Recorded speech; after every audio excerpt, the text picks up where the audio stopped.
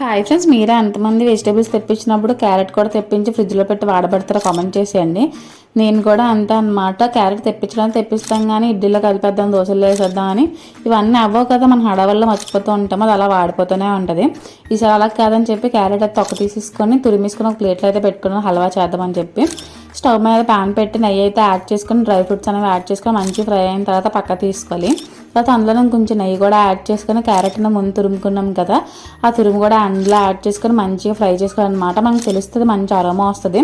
Carrot కూడా cook అయిపోయింది అన్నప్పుడు కొద్దిగా పాలు కూడా యాడ్ చేసి పాలు దగ్గరికి అయిపోయిన దాకా ఇంకొంచెంసేపు కుక్ చేసుకోవాలి. తర్వాత ఇందులో మన స్వీట్నెస్ తగ్గట్టు పందర్ అయితే యాడ్ చేస్తున్నాను. క్యారెట్ చూసుకోండి, స్వీట్గా ఉంటుంది కదా, పందరేం మరీ అంత ఎక్కువ పట్టదు. మీరు పందర్ వద్దంటే స్కిప్ చేసి అన్నీ కూడా యాడ్ చేసుకోవచ్చు. బాగా కలిపేసుకొని దగ్గరికి అయి ప్యాన్ సపరేట్ అవుతుంది అన్నప్పుడు లాస్ట్లో కొంచెం నెయ్యి, డ్రై ఫ్రూట్స్ ముందు ఫ్రై చేసుకున్నాం కదా, అవి కూడా యాడ్ చేసుకుంటే simple carrot halwa ready. Please like, share and subscribe. మీకు సబ్ యూట్యూబ్ ఛానల్ ఫాలో అవడం మర్చిపోకండి ఫ్రెండ్స్.